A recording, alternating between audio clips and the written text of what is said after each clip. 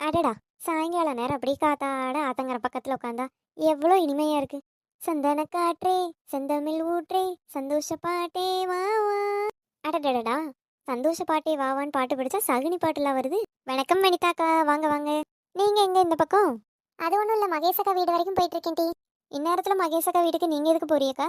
மகேஷோட வீட்டுக்காரரு காய்கறி வியாபாரம் தான் பண்றாருன்னு உனக்கு தெரியுமா தெரியாதா? தெரியுமே, போன வாரம் நான் சந்தைக்கு போனப்போ கூட அந்த அண்ணன் இங்கே தான் கடை போட்டிருந்தாவே. மகேஷக்கா வீட்டுக்காரரு சந்தைக்கு போயிட்டு சாயங்காலம் நேரம் தான் வீட்டுக்கு வருவாங்க.